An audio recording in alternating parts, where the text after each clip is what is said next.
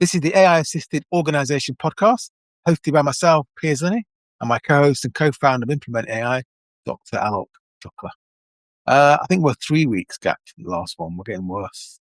You're back in Lisbon. I am. We've been churning out some content. The big exciting news, apart from the fact I've spent all day using text to CAD to help my son with 3D printing for his design technology IGCSE. So I've been using, thank God for AI today, saving me learning how to do CAD design. Well, it's quite amazing. You can just literally conjure. I took a picture of something, the ChatGPT, and said, how do I describe that for text to CAD? Gave me a description I would never have come up with. And then it created the drawing, essentially, and I just downloaded it, uploaded to my 3D printer, and conjured it into reality. It's bonkers. Magic. So the big news for us is we have an event. Exactly. So if you're in London, it's going to be a physical event, or as my daughter calls it, IRL, which I have to explain in real life. We're doing an IRL event in London near Moorgate, which is essentially in the city, really, of London. So very central, the 31st of March. And we're also going to be showing you our AI agent platform. We want C-suite, if you're an AI champion, an AI lead, if you are a business owner, a business leader, yes, definitely come to the first hour and a half, where we're going to talk about AI agents and how to build an AI agent workforce, a virtual workforce, a digital workforce in your business. And then if you want to stay on after a few nibbles, we're doing it at our lawyers' offices. Then we're going to do a workshop about how you actually deploy, set up, configure agents and agents teams. And the exciting news is we're going to be using, to extent is kind of ready then, our AI agent platform. We're launching phase 1 around about then. So if you can get down to that, and please do, you'll find the links. We'll put a link anywhere we post about this podcast, but you'll find it on LinkedIn. You'll find it on our website as well. And that's the 31st of March. Get there for 12, start at 12:30, and we'll probably go on to about 3:30. We'll be done by then. But if you feel you only make the first hour and a half over lunch, the important bit about strategy and understanding where this is going and how you actually implement it, important. Try and get to the first one. So it's quite a big one for us. So try and get down there. We'll get as many people as possible. We're inviting everybody. We're talking to a few of our customers. They may also give you some insights actually and talk about how we've worked them. And what we're focusing on, you may realize from our content, especially Aalok, is real world. We'll talk about it now actually. Real world use cases, real world case studies. Yeah. Anything else you want to add about that? Yeah, this is the big thing basically, right? Like we all know that there's going to be a digital workforce of AI agents in every single business worldwide.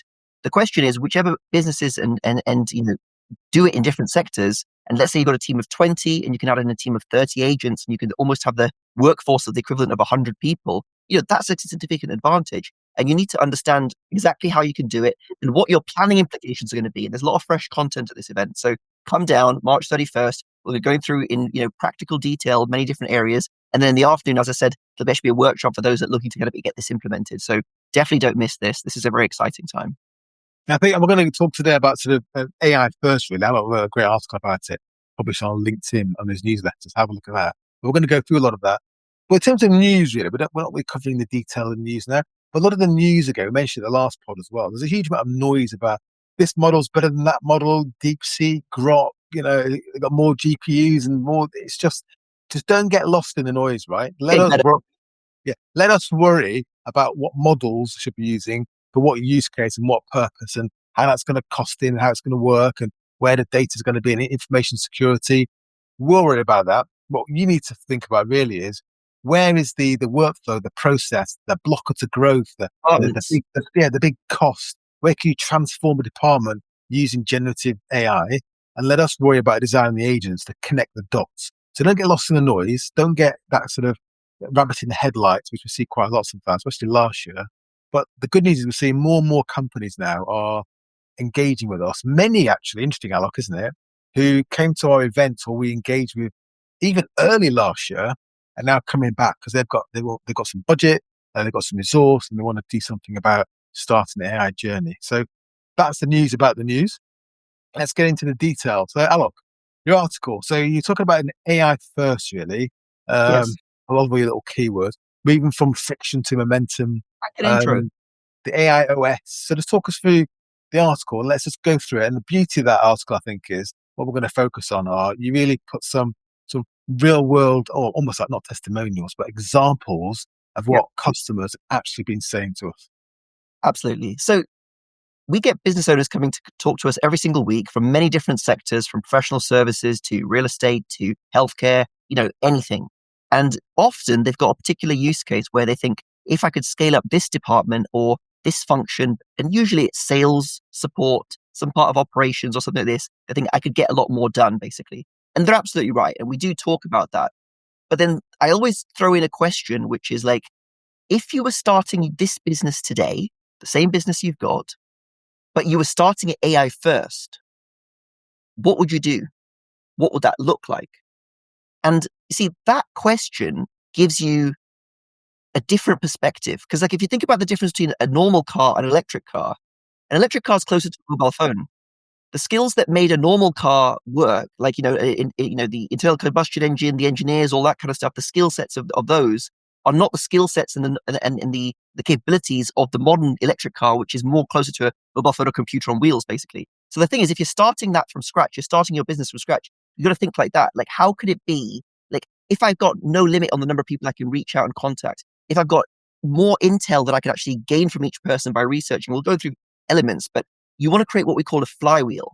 And I don't know whether you are familiar with, like, Amazon's.com's flywheel, and they talk about this in like many different places. But the whole point is, if you've got like a wider selection of goods and you have lower prices for everything, then it means more people will come to you, more people will buy, which means increased, cost savings. And then more people will, it's just a flywheel that can flow. So the question there is, like, with AI, if you're able to contact more people, offer a more personalized experience, then you're able to also, like, do things your competitors can't do in different areas. That then can help you gain more market share and create that momentum going forward. So the thing there is, like, rather than just thinking about putting AI into part of a department, how could you have your whole system working that way? And it just is a good thought experiment to kind of go. So that's the framing of the start. So we often talk about, this is kind of linked, isn't it, to the AI OS? Yeah. And the idea is that you've got this, if you look at a lot of our frameworks where we approach with our customers, you're picking off, because that's how you start, you're picking off workflows and processes, the things you can actually automate or improve or make more productive or more efficient or faster, or you're accessing and using data in ways you've never done before, which is fantastic and where you should start. However, Alok's absolutely right. What you've got to think about there is long term. And actually, I published an article because I saw Alok's, I thought I've got to do one as well. So I published an article as well this morning, depending when this goes out, where this is on the weekend, about the AI OS and also about why IT refreshes are going away. And these are linked because what happens historically is you have all this sort of technology or IT infrastructure, and every so often it evolves, it improves, and you can't just upgrade it. You've got to swap it out, especially when you're talking about sort of hardware. But with the AI OS, when you're AI first, your business, your operations are sitting on top of, yes, applications and processes and maybe hardware and warehouses, but on top of intelligence. And that intelligence increasingly is going to replace a lot of the software as a service applications you're using, a lot of the kind of process. The intelligence will upgrade over time, it will improve. That's what you're seeing in the news that we're telling you not to sort of dwell on too much. And as that improves over time, the capability, your business operations improve because there's AI agents that are doing all the work. They improve, they become more capable, they become more intelligent, they begin to be able to work more effectively in teams of other AI agents. So all boats rise and your business kind of upgrades with the technology. But you can't do that, can you? Unless your operations are sitting, sort of speaking, I suppose, sitting on top of it, as opposed to kind of just linked to it, not sort of random places. Yeah, it's like you said, like, if you've got, like, everything is kind of like analog and manual, and then you have a few AI bits plugged in, the things can only move as fast as the manual bits allow it to. But let me give a concrete example, right? So I was talking with, like, one business owner, and I'll abstract it a bit, basically, right? His business is matchmaking of two parties, basically, right? So one party is like contracting, basically, and the other ones are potentially available on certain dates and certain locations or not, basically, right? And the way it works is they've got a team of people which is trying to contact a certain number of candidates to see when they're available and where they're available. But let's just say 50 people can only call a certain number of people, right? So out of the possible, 800,000 potential members of that could be working there, they can only contact a handful of those, basically, right? On the other side of it, if you're thinking about, like, okay, all the companies that could be hiring those people or contracting with those people, they can only maybe contact, 5,000 basically, even though there are 100,000 of those available basically, right? So the question there is like, with a fully manual system, your ability to kind of penetrate the market and reach out is limited by how many people you can hire, how well you can manage them, and your cash flow buffer, your operating capital, your working capital. That's basically the death word for most businesses, because you cannot extend beyond a certain amount of your working capital. That limits your growth. Working capital means like how many payrolls you got to pay, what stuff you got to do, and how many open things you can work on at the same time. Whereas an AI first business of that would be like, okay, we could have a team of AI agents contacting potential people to see, rather than like only a small number of that, it contact way more people to find out their availability. And then you could even have a data-driven map to see locations, skill set, and everything like that. And then on the other side, you could reach a whole load more for hiring managers, and your USP to them could be, actually, we can place people faster and we can give you more insights because we are in contact with more of the available people at one time, basically. So that gives you the kind of idea where you could do that. And then potentially you could have some cost savings for the hiring people as well. And then your flywheel becomes, because you're faster to respond, you've got more product available, you're able to fulfill it much quicker. And then it just becomes a virtuous cycle. So in that case, what happens, isn't it, is that, so you start in that, use an example there, you'll start there. Then what you start to see are the flywheel starts to yes, turn faster. So then you start seeing more leads. Now, your yes, problem, interestingly enough, your problem isn't the reactivation, the contacting, making those calls. It's what the hell do we do with all these leads that we weren't expecting? Well, we never used to have that kind of volume. So now you're already moving down one layer into the business into, okay, how do we automate that? So not only is your flywheel start to turn faster, is it? You're kind of oiling the wheels at the same time. exactly. And this is the whole point, right? Because like most buyers or most procurement managers only really have a certain amount of headspace for one or two suppliers. They'll have their chosen supplier and the backup supplier. And generally, the chosen supplier is always the one that's like easier for them to deal with. Because generally speaking, most businesses, the people who are like sourcing services, it's not their personal money. They're a team member within the business. And for them, they just care about many factors where it might be like the speed of responsiveness, the quality of responsiveness, not just the price, basically, right? So in that situation, if you're easier to deal with the procurement person or the hiring person, and they're like, yeah, if I call them, they'll respond straight away. They'll tell me straight away what's going on. I know that I could get someone in for Monday or whatever like that. It can work from there. So you can then use that power to be more top of mind. So this is about going AI first. So the bigger question, if you zoom out, is like, what elements of your customer journey could you improve, make more multidimensional, make more interactive, or offer insights faster than other people? Are there parts of the service other businesses charge for, which you could offer for free upfront because you're doing it by AI? So that's like one of the questions to kind of start with within there, basically, Piers. Let's What go. are the things? Let's go through the list of three. There's high level ones, and then we'll talk a bit more about my event clearly, and then we'll talk about dive into some of the details. So you've got an example there. You abstracted it slightly, but you can kind of guess the sectors we're kind of talking about. Where the AI, well, it's broader. It finds, qualifies, and then it's nurturing and responding much more quickly leads automatically. Exactly. So the whole point there is that you're able to gain much more data insights. The other thing is like most humans, team members, when they're typing up after phone calls or emails or meetings, only a tiny portion of that information ends up on your CRM. And I'll talk with another business example. Someone was saying they get like thousands of leads a month. And then many people say, oh, could you contact me in 3 months' time? And he said to me, I won't be contacting them in 3 months' time because I just don't have the system to keep track of that, basically, right? So again, in an AI first world, it would be like, okay, all salespeople are obsessed with like what's available this week to transact or this month to transact. But if it's not this month or this week, they've got no insight into it. So that the manual business will always suffer in that area. But the AI first business, those pieces of information would be filed. And then at the same time, it would also be like able to be recalled at that date in the future as well, basically, right? Yeah, so we will say, think of your AI agent. Don't get confused. Think of it as a human, a worker, and think of what skills would you like them to have. You would like them to be able to work, clearly around the clock. It can do that. But you'd like it to have perfect memory. Yeah. And you like the perfect product information.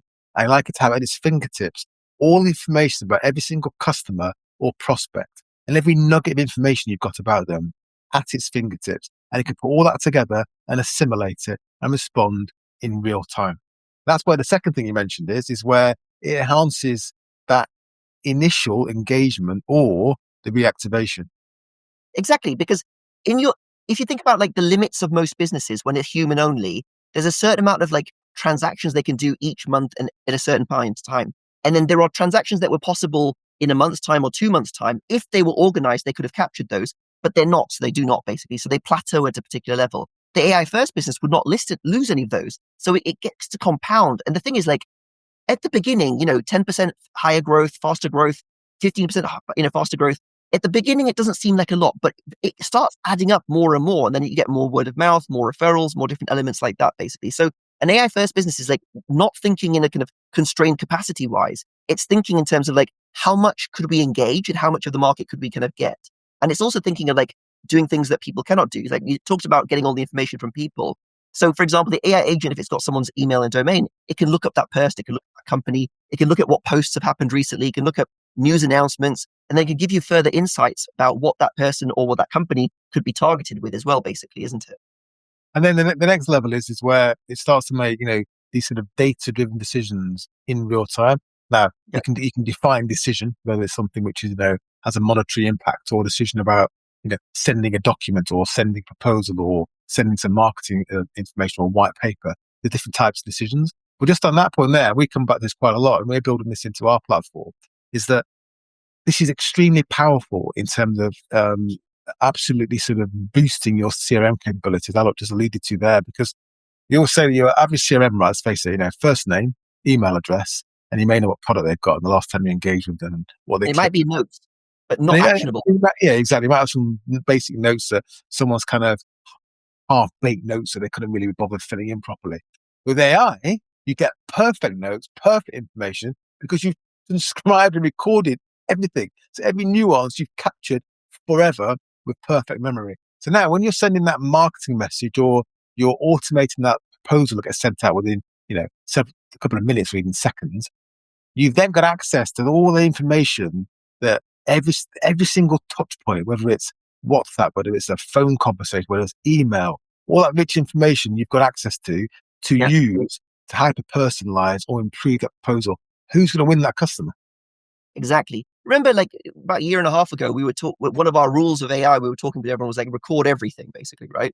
I would add like another rule, which is act on everything, basically, right? Because you've obviously recorded it. Yeah. But the question is like, what are you going to do with that information, right? This is where the value is, basically reaching out when people are ready, reaching out, like with a personalized message. And if you're there able to save somebody money or offer a better proposition or solve their problem in that kind of way, those things are going to work very well. I'll give another example. A different business, an e-commerce business I was talking with, they sell to the trade, basically. So kind of construction, essentially, right?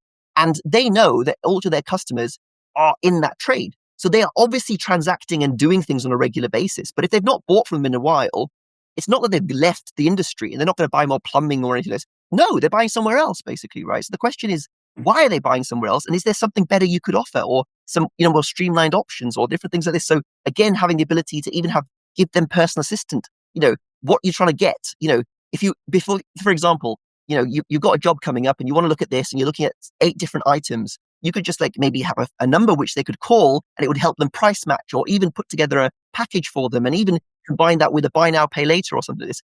There's all sorts of things that you could do to make it much more easy and much more convenient for your customers. The other kind of static e-commerce companies where they've got a normal person on live chat or they've got basic AI chat with then nothing else happening in a ticket and then, reactive customer support, only dealing with the complaints and stuff coming in, but nothing proactive and going out. So thinking AI first is like being, how can you be proactive? How can you contact as many people as possible? And how could you offer, almost like search on demand or quote on demand or, information on demand for your customers as well? That's like another dimension. We've got to be quite bold, isn't it? Because like you said there, a lot of these companies take, I don't know, law firm, we speak to lawyers quite a lot, and it always amazes me they don't have note takers. Okay, and the point is, you've got to be quite bold to become AI first, because what you really are doing is kind of thinking slightly ahead of the game. So a lot of companies, they're kind of sitting on their hands a little bit because they don't really want to do it themselves, and they're hoping that a supplier, say a contact center supplier, whatever it might be, hoping they're going to embed AI, or some CRM provider, they're going to embed AI in their solution that they can then benefit from, which is fine, but it's still not the same as actually developing your own AI agents or your agentic workflows and running your business the way that you want it to, not the way some existing application service provider is telling you to. And that's the beauty of this, is that you can now react to things in ways you couldn't do before. And you don't have to wait for your existing application providers, your SaaS providers, to kind of build this in. You can start to do it yourself. Because increasingly, it's something we're very focused on as well, the AI agents can integrate with all those systems and do Yes. things with that data that they can't do. And it's probably not even on their roadmap. And even getting insights, like, no, what have all the people that have been on the phone this week been complaining about? Or what was the most requested service? There's so many insights that your team could be. Dashboards are going away, aren't they? You can have those conversations. Yeah, you can still you can have them, but you just have a much more multi-dimensional dashboard, basically, right? And then every time you have a team meeting, if the team are able to be having more actionable information or more different things, you can just all get better because it's serving you that right information. Or you've got like you've got all your meetings recorded, like you said, but then you've got like an AI which is reviewing those to spot user stories. So when I'm writing articles, what I'll do is I'll often like look from exact examples from meetings that I've had with people to see, like, what are the sound bites, what are the things that people mention, different stuff. And so the question is, like, how can you get a return on data? How can you do that much further, basically, right? So again, thinking AI first is like that first dimension of the customer experience. The second dimension of AI first is like capacity. You're not limited by how many people you've got in your team. You've got unlimited potential in team, either for support or for sales or for engagement. And also for knowledge, you've got also AI agents that can research things. So you've got the experience and you've also got like the capacity. The other things to look at is in terms of like how you can actually like offer things that were not possible before. This is always very exciting because like this is where there can be whole new opportunities for your business which didn't exist for somebody else, where you could suddenly offer some kind of like AI driven product or service or additional insights or additional value to your end customers that they couldn't get before. And this again could become another element of your of your flywheel, because like if you can attract people where you're offering something which gives them value in a very straightforward way. I'll give an example. Let's say you're some kind of consultant and you're working with different businesses, and right now your business model is you charge for a certain number of reviewing their documents. Let's give an example like that, right? And then for that, you help them with some policies and different stuff like this. And it's like X pounds for doing that. And then you've got like a null person which reviews it and all that kind of stuff. That's okay. But the thing is, you've got to like, you go from zero to having to pay and then you kind of get stuck. Versus if you had like an AI solution which will like guide you halfway along, so you get started on that journey, and you're much closer to where you want to be, and it also makes it a lot easier. And then you could potentially offer a better service for less money, because you could like say, rather than one certification, I'll give you 4 certifications at the same price, basically, because part of it's AI driven, and you've also got like every time you have a policy uploaded on your SharePoint or your Dropbox or your whatever, it's automatically checked against that thing, basically, and it tells you these things are missing. Would you like those things to change? Again, these are ways you could actually offer solutions beyond just your consulting and your time, essentially, isn't it? Right? Let's drill down. We've got some examples. You read about professional services, events, e-commerce, B2B sales. Before we do that, so if we're new to you, then please do follow us on LinkedIn, Implement AI, Aalok Shukla, Piers Linney. We've got a lot of content, a lot of use case examples, demos, especially demos. We're building a new website as well, which is going to help you sort of navigate that. We have a newsletter, which we'll sort of send out soon after the podcast goes out.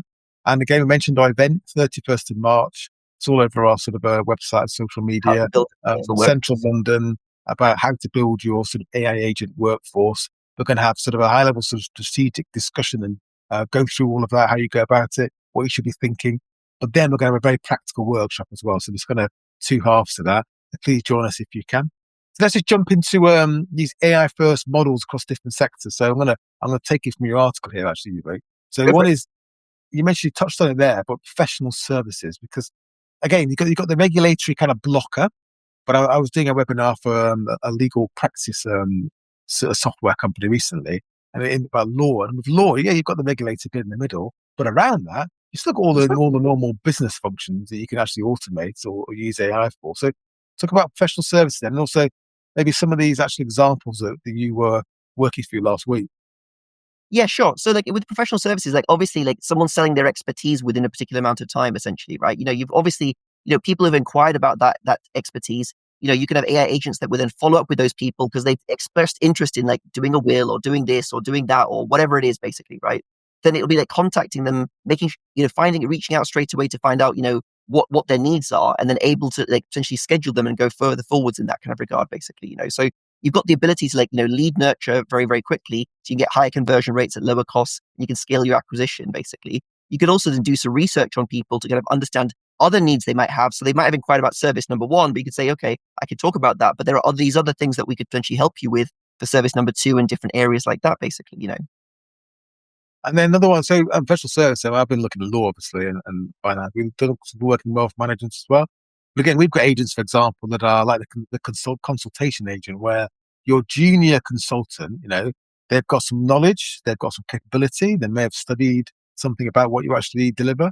But essentially, it's about experience. So if you imagine where they're in a meeting, be it online or even in person, face to face, and they're being prompted, well, what questions should you be asking this Yeah, prospect or client? And as you're asking the questions, it's understanding the context, and then it's suggesting other questions, and then actually solutions in real time, or in some cases, products you want to sell.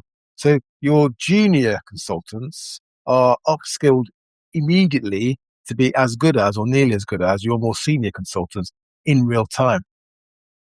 exactly. So that makes sense in that areas of professional services. If you think about going AI first in events, for example, like, many people run events, they want to get people to attend. So the whole point is like, people may opt into your Facebook advert or your Instagram advert. And, we all know that there's a drop off in events, but the question is, sometimes people don't know why they need to come, or you don't understand more about those people, because there'll be a small number of people, 20% usually, at your events that are more interested and more engaged. But you want to know that up front, for example. So having AI which can engage with people, finding out what their goals are, what their reasons for coming to the event are, and potentially what questions they may have ahead of time. It means that the team members that are attending those events have those notes up front. So they can be like, hey, Tom, like, I understand that you're, doing property development now, or you're looking to get into property investing or whatever it is like this, really great to hear that you've already got 3 properties, or you've got a deal that's on the horizon. Maybe we can talk about that some more. And the chances of transacting or doing something much better is going to increase. So, you can help increase attendance. You could get your AI agent or call agent to call everybody for the event and find out why you're coming to the event, what do you want to know, Exactly. what do you want to find out. And if they don't turn up to the event, what you then got, for those that did attend and those that couldn't make it, you then got the ability to provide a really rich experience and, sort of top up that event content and using the ways that you couldn't do before. And the ones that couldn't turn up, you could then make it relevant to the reason that they thought they wanted to turn up for. Maybe those couldn't that day for some reason. Yeah, But and the whole it's capturing all those insights. Absolutely. I talk about e-commerce then. So this is the kind of Yes, again, absolutely. the big one. Yeah. So the whole point is like when someone's looking to buy something, they generally are comparing 2 or 3 options, basically, right? And often many suppliers with e-commerce might be selling multiple different brands. And there might not be an easy way to kind of like compare those things, but you could offer, for example, an AI buying assistant where you could say, look, I'm looking to buy a new treadmill. It needs to be foldable, but I want something that's a bit aesthetic, essentially. What could you recommend for me? Having an AI agent which was trained on your product line and stuff like this, and understand this is a customer that values aesthetics. So obviously they're going to spend a little bit more. You could recommend some premium options and maybe even something else which is matching in a different way. So having the ability to like offer almost like a personal buying service, that can be very valuable. Then you've got obviously the people that didn't proceed with the purchase. It's an abandoned cart, abandoned basket. There's a reason for that. So again, engaging with people to find out, why did that happen, either by phone or by email or messaging interactive. And even looking at like, was there a deadline you need to get it by? Maybe the shipping time was too long. And maybe you have a different shipping option, but you didn't list it on the website, right? So all these sorts of things can unlock more transactions for you. And then you also got the people that didn't buy last year, and you can look at and make sure they could be reactive basis as well. And then what could be really nice is like if you've got the buying profile for a particular place. So let's just say it's a B2B thing, and let's just say it's supplies from a medical clinic, and you have certain types of procedures and certain types of things you're doing. You could then only see the things relevant to you, basically, right? If it told you, if upfront, before you kind of use the e-commerce experience, it was like asking you about your business, even looking up your thing, and it's for a vet clinic or it's for whatever. And it could even niche it down further and kind of show you those things, basically, right? So again, you can offer a much more personalized experience and a much more convenient experience for the practice manager or whoever's going to be transacting, within that business there, basically. Also, if you've got a high-end product, I mean, I've got a mountain bike business, as you may know, and I've been talking about that because some people want to know, what will it fit me, the sizing, which is fine, but someone to understand the atomic structure of titanium. And it's kind of like, how do you deal with that? So you can have an agent actually that can provide, product detailed information at almost any level, which is quite interesting. And also support Aalok as well. So e-commerce supports Transform as well, isn't it? Absolutely. Where's my order? You're sending a photo of an object and saying like, do you have anything similar to this? And then it's also like, the other options, which would be like, I bought this, but it's not quite working in this way. Is there an issue with it? I remember a while ago, we bought this gimbal thing, like her mobile phone electronic thing, basically, and it was really hard to use and it wouldn't kind of balance. And the manual was no good really to see it. We took it to the shop and the guy explained very quickly to us like how you can make it Well, work. it will balance. You just haven't got the patience. but, I had but, one. Yeah. but like, what I'm trying to say is that like, if there'd been a way where we could literally have just WhatsApp and say, like, this is the issue I'm having, and it could have described and even shared a video with me, that would have been a much better experience in that kind of way. Like, so and if you look at YouTube or other places, there's endless supplies of like how-tos or what to do. But the question is putting those two things together because you maybe don't realize what the thing is. So again, that kind of like customer success, that kind of support can help dynamically. And then you've got the normal things of like, multilingual support or different levels of support. And, whether it's like for trade people, like, things that like that they need to know specifically about compatibility or whatever like that, or in a more different way, just much simpler descriptions. Like, I have this thing and I have this bulb. I need to get a bulb which will fit here. And I've got a picture of my old bulb. I don't know what's letter or number it is, but this is a picture of my other bulb. Then, so someone who's a bit older, they could just take a picture of it and could say, yeah, I've got these ones basically, right? So again, there's different levels of offering that support in that kind of more personalized way, basically, isn't it? And the last one is the big one, actually. We do a lot of other work on is B2B sales. So that we kind of touched on a little bit. It could be professional services, it could be events, it could be e-commerce even. But especially, I think, the reactivation and that engagement. And we're doing as well. We're trying to walk the walk as well, not just talk the talk, and build it into our sort of pipeline as well. No, absolutely. So like in B2B sales, multi-step sales, right? So generally speaking, you've got visible customers, which means that you've got a known universe of these are the people that could be buying from me or did buy from me in the past, basically, right? The question is like, who is the current person that's responsible? And they may have moved. So maybe, for example, you can see that who's become the hiring manager or who's become the procurement manager, or who's become whatever. And you can see who's changed on LinkedIn or who's now in that role. Or let's say it's an industry where they're not really on LinkedIn. Then the question would just be like phoning and saying, hey, who's your facilities manager? Who's this or who's that? So again, AI can help gain intel. So you can then put together a better map to then understand, okay, could I reach out to Brian? Because like the AI found out, first of all, it's Brian that's their facilities manager. You have to, he's normally there on Tuesdays. So that's the first call, for example. And then, on a Tuesday, another call is going to go out, like trying to talk to Brian. It can be passed through and it'd be like, is your contract with this coming up? How are you finding your contract with, let's call it waste management or whatever it is like this, for example, right?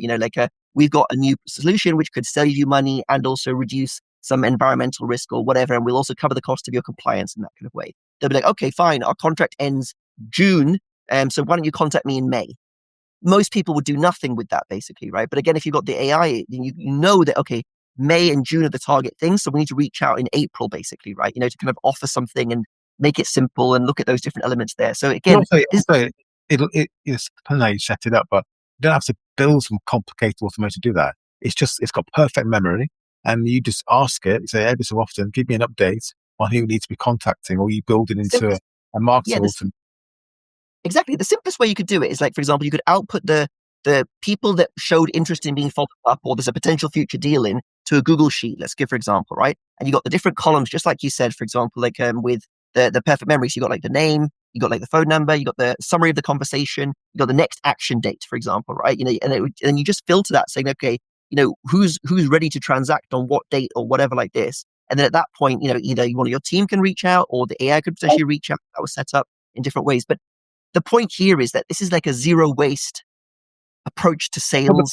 The point is, going back to being AI first, again, I say this quite a lot. It's not just, and you said at the beginning, it's not just automating individual, one step in, one step there in a workflow or process. It's trying to automate it as much as possible. So if there's 10 steps, you're trying to automate 5 of them. And ideally, the ones that are joined together. And you only really inject a human into the loop when you really have to. Yes, and you, if you think about it, like you've got like the number one university graduates from each university, and you can have as many of those as you want, and they can form your sales team, and they can take perfect notes, and they can schedule when the next approach should be, and they can also keep a track on that company about what changes has happened and what might be relevant to them, and it can help put a better proposal together for them.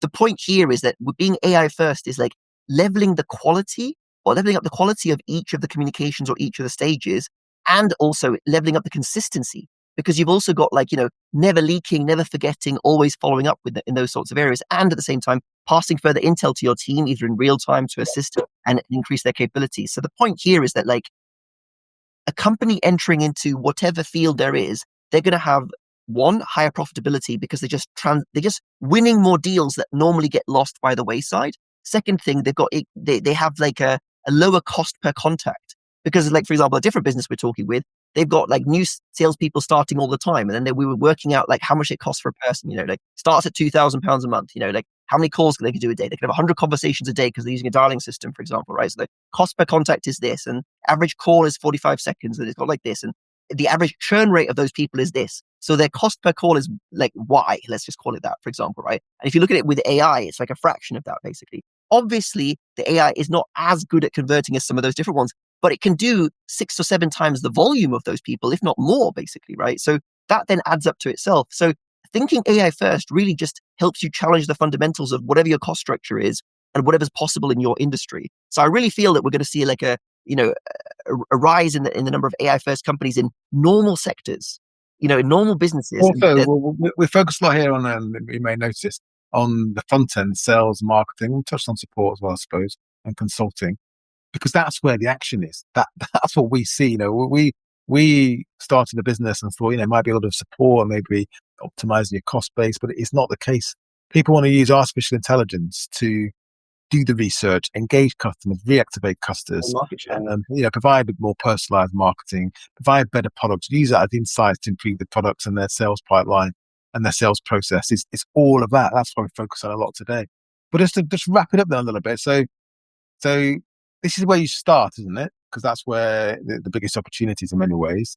But then it's a question of, as quickly as you can, going back to your article and what I published as well, is going for your business and thinking, okay, if I were to start this business again, know what I know now about this technology and where it's going, because don't forget today, it's the worst it's ever going to be.